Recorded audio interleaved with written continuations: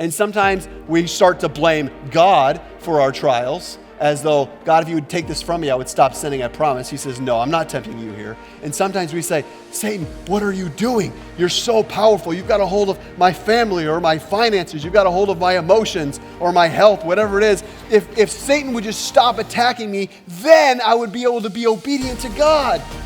And he says, wait, you are being enticed by your own desire. This means that in the middle of trial, which I'm convinced we're always in, there's either obedience to God, where you love him, or there's love of your own desire. This is maybe the hardest part to understand. You guys get ready to get into it right away? There's no warm up here. You guys in?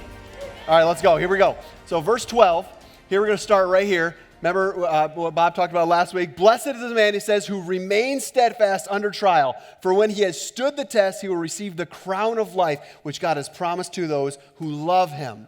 So right away we see something, and it seems like there's a condition here. The crown of life has a condition for how we receive it. And it looks like this.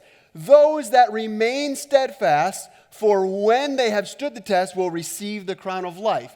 It seems like there's a condition and there's a reward. What's the condition here? That you would remain steadfast under trial, and then God will give you this reward of the crown of life. What is the crown of life? This is our reward in heaven. The eternal crown. Peter talks about the crown of righteousness. The Apostle Paul talks about the wreath that an athlete gets at the end of a long race. You've done it. You've finished the race. You've completed it. Here's your reward. But how is this obtained? The original language uses the preposition different than we do in English. And our own language kind of betrays us here in this moment, because it looks like this right here is the condition, and the crown of life is the reward. When in fact, we're reading it backwards. In the original language, here it is. God has promised something to those who love them. What has he promised? The crown of life. There's a condition here, but it's the wrong condition. I equate this to like when on Saturday morning when my kids come into my room, and it's early, and they say, can we play the Xbox? And I say, yeah, that's fine, but why don't we make sure that your room is cleaned up and your laundry is by the laundry bin so we can wash it today, okay? There's a condition for them to play. First, let's make sure the house is tidied and ready to go, and then you'll do those things. Condition and reward. We see this a lot, but we don't want to get it backwards. God has promised to those who love them something. What does he promise them? The crown of life. This is what our eternal reward is. Who is it that God has promised? Or who is it that loves God? Those that have trusted in Jesus Christ. Those that are following him, that are pursuing him, that love them with all their heart. This is essentially what God gives us in salvation. That he promises those who love them that they will receive the crown of life. So what is this then? This is the blessing of what we get on earth here. This is not the condition. The condition is that we love him, he gives us the crown of life, and that he promises to walk with us through any kind of trials that we receive, that under trial we may remain steadfast. Not because we've finally done it and we're really strong and we've been through so much that we're mentally and physically tough. We can do it. That's not it. He says, you love me, I'll give you the crown of life. It's a blessing. I'm going to walk with you through this trial. And we see this often. We see extraordinary men and women that have gone through horrible and long seasons of life. And we see them and they're calm and they're joyful and they're collected. And you say, how? How in the midst of all that you've been through could you be this way? How could you remain steadfast? It's not because they think, I'm trying so hard. I want to receive that crown. It's no, I love the Lord my God with all my heart, my soul, my strength. And I've been given this promise of the crown of life. So Jesus promises to remain steadfast with me. That's how I can get peace, because I love God. So here's what it is. The condition is that we love God. The reward is the crown of life, and the blessing is that we are able to remain steadfast because he does it for us, not because we do it for ourselves. Do you see how in English it's kind of backwards? That's a hard way to start today. That should be the end of it, right? If that's enough for you today and you think, I got it, I'm good, you can go ahead and leave, okay? Because there's like 4 more of these coming. And they're all going to seem kind of separate. But at the end of this, it's going to weave together. What are we doing with this? The condition is that we love God, the reward, the crown of life, and the blessing is that we remain steadfast. So then all of a sudden we come into verse 13, and it seems like we take this hard right turn. We were talking about being under trial, and now here's what it says. Let no one say that when he is tempted, I'm being tempted by God. For God cannot be tempted with evil, nor can he himself tempt others. But each person is tempted when he is lured and enticed by his own desire. Hold on to that. Then desire, when it is conceived, gives birth to sin. Sin, when it is fully grown, brings forth death. There's a progression here that we're actually seeing for the second time in James. Do you see the progression? Here comes temptation, and temptation gives what? It conceives and it gives birth to sin. And sin, when it is matured, you're going to hear that word again in a second. When it is matured, it brings forth death. He's showing us when we are under trial, and let's be honest, there's always something going on. There's always something where you're like, this is just not exactly what I want, Lord. There's something that you're trying to change in me, to produce in me. When we're under some kind of trial, this is what he says is, if you choose your own desire, here's what's going to happen. This is the only reason I put these. I hate slides. I'm so bad at this, right? But here's what it is. Temptation leads to sin, leads to death. We don't want to hang out here. We don't want to be here and be like, oh, I kind of like it. I can kind of weave out of it. I can, on my own strength, I can muster my way in and out of here. I'm never going to get there. James says, hold up. Temptation, sin, death. Just 10 verses earlier, there's a very similar progression. Do you know what it says? This is verse 2. Consider it pure joy, my brothers and sisters, whenever you face trials of many kinds. Joy in trials, because you know that the testing of your faith produces something. We're seeing it, right? Produces perseverance. And let perseverance finish its work so that you may be mature. Remember, when sin is mature, what does it produce? Death. This perseverance may be mature, that you may be complete, lacking nothing. You're not lacking anything. This produces fullness of life. Now, interesting, when we see what temptation brings sin, produces death. You think the opposite of that would be like, if you really do really good work, if you really are in my word every day, if you're producing these great kingdom results, then you're going to produce perseverance and maturity and fullness of life. You think that's what it would be, but it's not. What produces it? Oh, I went too far. Oh my goodness, I went all over the place there. I don't even know where it is now. We're gonna figure out where it is. Here it is. The trial produces perseverance, produces maturity and fullness of life. So we see two kind of paths diverging here. One of them comes from a trial, and when we complete this trial, or actually live this trial in our path of obedience, what does it produce? Perseverance. There's no other way to get this perseverance. There's no other way to get this maturity. There's no other way to get this fullness of life in Jesus other than through the pain and suffering of trials and tribulations. So we have on one end, we have this path going this way, and we have another way.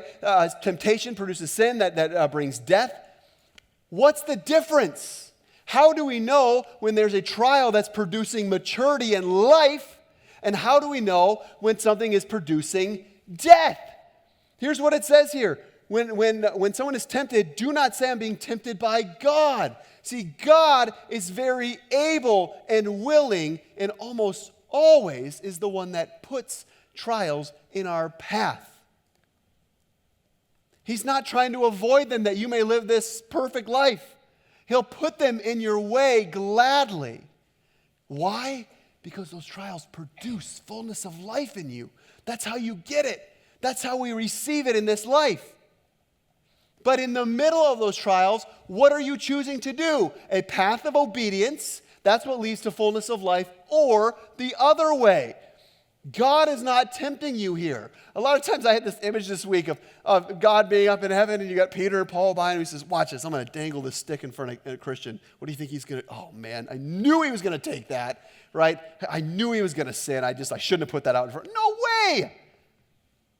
That God would put something out in front of us to try to sin. He's not that God.